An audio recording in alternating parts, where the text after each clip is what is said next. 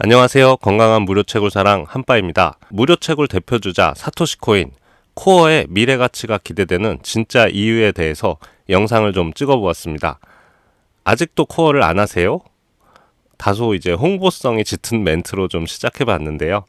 벌써 코어가 나온 지도 1년도 넘었어요. 비트코인 사토시를 처음에 스캠이나 사기로 보고 안 하셨던 분들도 많이 계셨을 거라고 생각합니다. 이 영상의 목적은 평소 코인에 관심이 없는 분께도 코어 코인이라는 무료 채굴 코인에 대해서 가치를 사람들에게 알리고 또 생태계 구성에 조금이라도 도움이 되고 함께 성장하자는 취지로 영상을 좀 녹화해 보았습니다. 자, 본론으로 넘어가서 왜 코어를 해야 할까? 무료 채굴도 끝났는데 뭘 더 해야 할까? 결과부터 말씀드리면 첫째도 돈이고 둘째도 돈이겠죠. 그렇다면 코어가 왜 돈이 될 수 있을지에 대해서 한번 설명드려 보도록 하겠습니다. 먼저 넓은 블록체인 생태계 측면부터 좀 접근을 해볼게요. 현재 메타버스는 전례 없는 성장률로 미래 가치가 기대되는 핵심 사업으로 자리 잡고 있는 것을 모르시는 분은 없으실 겁니다. 앞으로 소개드릴 블록체인들은 이러한 메타버스라는 가상 공간에서 사용하게 될 데이터 처리 방식의 근간이라는 것이죠. 좀 더 쉽게 설명드리자면 블록체인은 분산 원장 기술로 거래 내역이나 데이터를 암호화해서 모두가 똑같이 나눠 가짐으로써 데이터의 위변조나 보안성에 기반을 두면서 무엇보다도 실물이 아닌 컴퓨터 데이터 기반이기 때문에 점점 발전하는 가상현실, 메타버스, IoT, 인공지능과도 가장 밀접한 부분이기도 합니다. 때문에 이제 미래 가치가 기대되는 첨단 기술 중에는 블록체인이 빠질 수 없는 이유죠. 근데 그게 코인과 무슨 상관이냐고요? 맞습니다. 적어도 2009년 비트코인 출시 때는 그랬어요. 왜냐면 비트코인은 정말 순수한 전자화폐의 개념이었기 때문에 그 이상의 것으로 발전하기에는 태생부터 문제가 있었어요. 물론 비트코인이 컴퓨팅 분산 원장 기술의 무결성을 증명하는 혁명적인 기술이며 블록체인의 시초이기도 합니다. 자, 화폐로서의 가치뿐 이러한 단순함의 한계를 극복하기 위해서 우리가 잘 알고 있는 이더리움이 탄생했어요. 이더리움은 비트코인과 프로그래밍 언어가 다릅니다. 바로 솔리디티라는 언어로 만들어졌는데요. 가장 큰 차이점이라고 한다면 이더리움은 메인넷을 가진다는 부분입니다. 메인넷이라는 것은 이더리움이라는 블록체인 알고리즘 위에 각기 다른 목적과 기능을 가진 서비스가 구현 가능하다는 점이죠. 비트코인이 블록체인 기술을 입증한 최초의 코인이라면 이더리움은 블록체인이 다방면에서 서비스가 가능하도록 플랫폼과 생태계를 만든 부분에서 제2의 혁명이라고 봐도 손색이 없습니다. 잠깐 여기서 멈춰서 얘기하면 비트코인 출발도 이더리움 출발도 모두 초기에는 컴퓨터를 통해 무료 채굴 형식으로 사용자에게 무료로 배포됐다는 점입니다. 그리고 현재는 수백만에 달하는 가치로 거듭났죠. 그러면 이더리움도 있고 무슨 코어 코인? 그것도 핸드폰 무료 채굴로?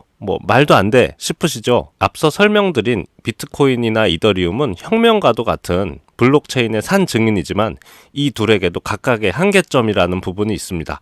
개선해야 할 부분이 아직 남았다는 거죠. 자, 그러면 비트코인과 이더리움의 한계성은 뭐가 있을까요? 비트코인으로 따지면 난공불락, 엄청난 보안성을 가지고 있지만 거래 처리 속도가 매우 낮아요. 현재 일반적인 인터넷 데이터 통신으로 하는 거래 처리 속도도 초당 수십만 건인데 비트코인은 초당 7건. 그러니까 보안은 강하지만 이건 어디에 써먹을 수 없는 속도죠. 그리고 모두 아시다시피 비트코인을 채굴하려면 엄청난 컴퓨팅 전력, 막대한 전력 소모가 친환경적이지 못한 부분이 있습니다. 또 이더리움도 한계가 있습니다.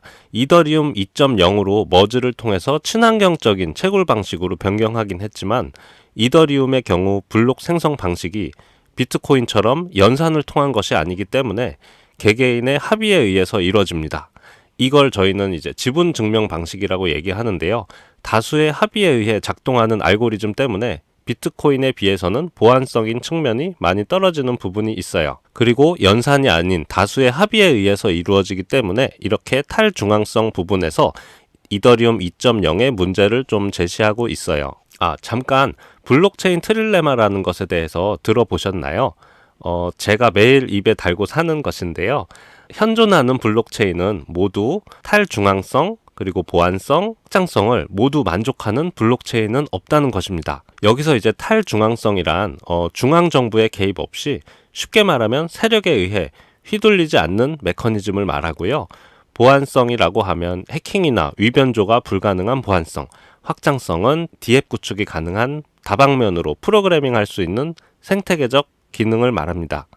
이 세 가지를 모두 만족하는 블록체인이 현재까지는 없다는 거죠. 비트코인, 보안성과 탈중앙성이 강하지만 확장성이 없고, 이더리움, 확장성은 강하지만 탈중앙성과 보안성이 떨어지고, 이러한 개선 가능한 부분이 모두 해결되어야 미래 시대를 이끌어갈 혁명적인 블록체인이라고 할 수 있겠죠.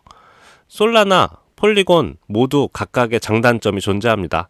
아마 이렇게 완벽한 체인이 나온다면 누구도 블록체인이라는 공간에서 신뢰를 갖고 새로운 메타버스 사업에 뛰어들지 않을까요? 그럼 이제부터 코어의 미래 가치가 기대되는 진짜 이유를 말씀드려 보도록 하겠습니다. 먼저 코어는 비트코인과 이더리움의 알고리즘을 합쳐놓은 형태입니다. 말하자면 비트코인의 작업증명 방식 POW와 이더리움의 지분증명 방식을 결합한 것이죠. 자, 각각의 장점을 결합했다. 비트코인의 보안성, 탈중앙성인 장점과 이더리움의 확장성, 각각의 장점을 결합해서 비트코인의 트릴레마를 해결하고자 한다. 이런 부분입니다. 코어는 이런 부분에 대해서 솔직한 편이에요. 트릴레마를 완벽히 해결했다고 말하진 않아요. 그건 기술적으로 불가능한 부분일 수도 있어요. 예를 들면 알고리즘의 보안성을 높이기 위해서 검증을 하는 인원이 많을수록 당연히 블록체인 생성 시간이 늦어지고 처리 속도가 늦어질 테고, 반대로 대충 블록을 검증한다면 보안성이 떨어지는 대신 처리 속도가 빨라지겠죠. 극복할 수 없는 트릴레마예요. 그래서 코어는 트릴레마를 보완했다는 표현을 썼습니다. 각 모서리를 뾰족한 모서리가 아닌 둥글게 상호 보완함으로써 최적의 알고리즘을 만들었다는 얘기죠. 어느 한쪽에 치우침이 없는 대신 골고루 적당한 만큼 배분시킨 것이죠.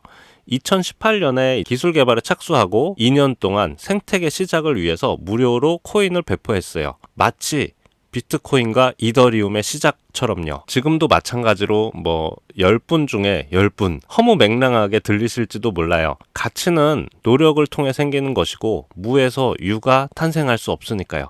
저 또한 그랬습니다. 하지만 블록체인과 메타버스 그리고 급변하는 시대 흐름 속에 새로운 기술과 창조물들은 나올 수밖에 없는 거고, 마찬가지로 먼저 선점 또 다가가는 사람이 혜택을 본다고 생각합니다. 절대 미래는 예측할 수 없죠. 그렇기 때문에 어려운 일이 아닌 만큼 시도해보는 거죠. 그냥 무료 채굴이라고 사기라고 거들떠보지 않는 것도 충분히 이해합니다. 하지만 지금 이 시간이 지나면 기회는 돌아오지 않기 때문입니다. 코어는 이제 곧 메인넷이 나와요. 무려 비트코인 채굴자한테 해시를 위임받고 자신의 보안성을 높이면서 비트코인 채굴자에게도 코어 코인을 지급합니다. 현재 비트코인 채굴 업계는 비트코인 가치 하락과 친환경 문제로 줄줄이 파산하고 있어요. 근데 그 규모가 엄청납니다. 이러한 코어의 운영이 그들에게는 새로운 탈출구가 될 수 있다고 생각해요.